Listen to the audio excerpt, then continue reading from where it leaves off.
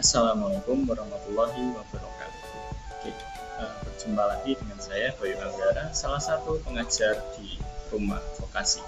Nah, pada kesempatan kali ini kita akan membahas mengenai materi lanjutan, yaitu materi mengenai siklus pembentukan. Oke, mari kita simak materinya. Oke, materi kita selanjutnya adalah siklus pembentukan CNC. Nah, apa yang dimaksud dengan siklus pembentukan? Nah, siklus pembentukan sendiri itu bermaksud untuk mempersingkat atau memperingkas proses penulisan program secara manual. Nah, seperti yang kita ketahui, kalau dalam pembentukan manual atau pada mesin konvensional itu kita dibatasi oleh depth of cut atau kedalaman pemakanan yang diizinkan. Nah, misalkan di sini kita hanya diizinkan untuk menyayat 1 mili setiap kali menyayat. Nah, untuk mengurangi, misalkan di sini ada diameter 50 menuju ke diameter 20. Nah, kita akan menuliskan program yang sama sebanyak sekian kali untuk menuju ke diameter kita yang 20. Nah, maka dari itu kita gunakan siklus pembentukan untuk mempersingkat atau memperingkas proses penulisan program kita. Nah, siklus pembentukan apa aja sih?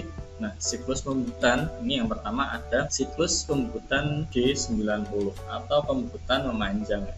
Jadi pembentukan memanjang itu searah dengan sumbu Z, Format penulisan programnya ini kita seperti ini, G90 X atau U ya. Kita bisa bebas, bisa pakai X boleh, pakai U juga boleh. Menuju ke X berapa, Z berapa, dengan kita tentukan feedingnya berapa. Nah, ini juga bisa untuk pembutan tirus ya. Pembutan tirus itu G90 X berapa, Z berapa, dengan disertai R. R ini apa? R ini ketirusan atau ukuran radius dalam milimeter. Nah, lalu kita tentukan feedingnya berapa. Itu tadi siklus G90. Nah, selanjutnya adalah siklus G94, yaitu siklus pembentukan muka atau facing ya. Format penulisannya ini seperti ini.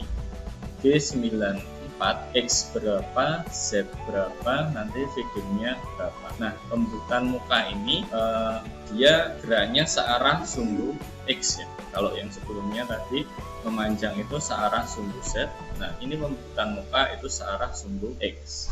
Dan bisa juga digunakan untuk mengurangi panjang dari benda, mengurangi panjang muka. Oke, selanjutnya ini yang nantinya akan sering kita gunakan, yaitu siklus G71. Maksudnya apa? Siklus pembentukan pengasaran memanjang.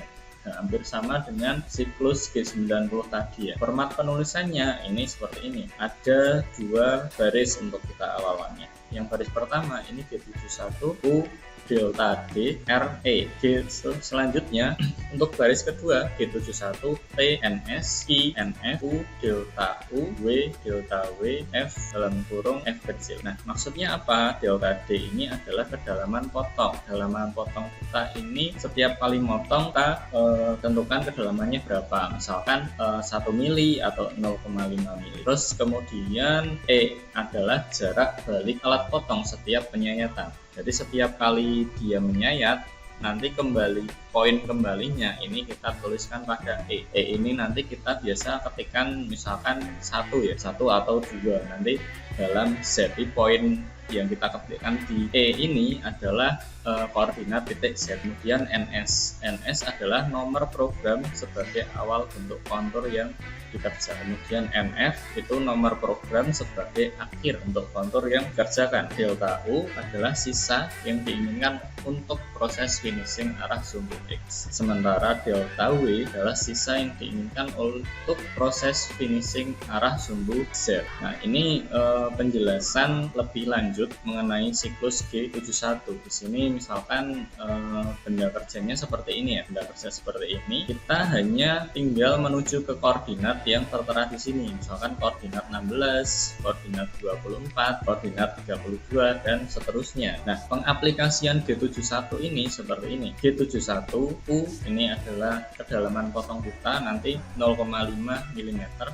Terus R ini nanti titik kembali kita itu ada di koordinat 1. Terus G71 yang baris kedua ini G71 P10 Q70. Nah, ini maksudnya adalah kita menuliskan nomor awalan dari siklus kita. Terus ini adalah nomor akhir dari siklus U. Ini adalah kita sisakan 0,2 arah X, W 0,05 kita sisakan 0,05 mm arah Z. Terus yang pertama ini kita ketikkan N10. Jadi untuk awalan siklus ini wajib kita tuliskan nomornya ya. Jadi kita nomor 10 G00 X16 misalkan kita ada di sini. Awalan siklus kita dekatkan dulu ke titik koordinat X16. Kemudian kita tuliskan nanti programnya komplit untuk membuat kontur ini, dan di akhir siklus, jadi paling akhir sini kita waktu membebaskan pahat itu kita tuliskan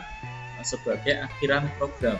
Jadi N70 ini harus ditulis. Kalau sebelumnya ini tidak wajib ditulis. Jadi yang wajib ditulis itu hanya awal siklus dan akhir siklus. Dan yang menjadi catatan di sini angka pada P itu harus lebih kecil dari Q ya. Jadi ini tidak berpengaruh pada selisihnya mau berapa. Misalkan di sini 100, di sini 500 juga boleh. Yang penting Q itu nilainya lebih besar daripada P. Oke, jadi ini kita akan mencontohkan. Jadi pengaplikasian dari gambar kerja kita tadi kita aplikasikan pada CNC simulator ya. Ini simulator yang saya gunakan, bisa kalian download di Play Store ataupun App Store.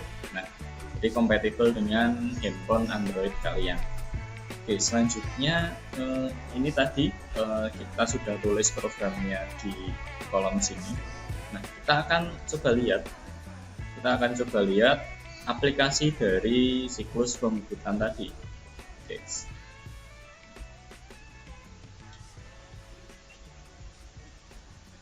Oke, jadi bisa kita lihat di sini dia siklus G71 dia sudah mengakomodasi penyayatan kita per 0,5 mili ya.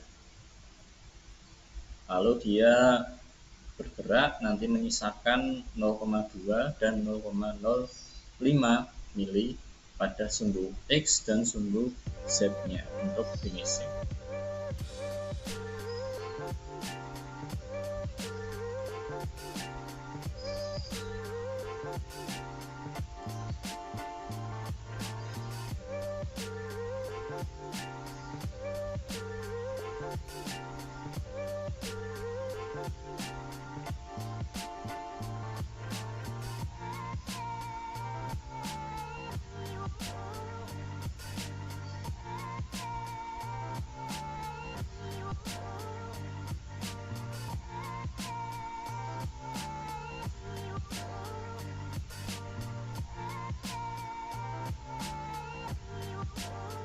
Ya, gerakan terakhir adalah untuk memfinishing si benda kerja ya.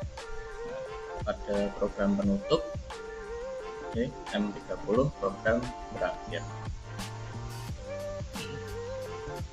Oke, jadi itu tadi materi kita yang keempat teman-teman mengenai siklus pembukutan. Semoga sudah cukup jelas ya, sehingga bisa kita pahami dengan baik.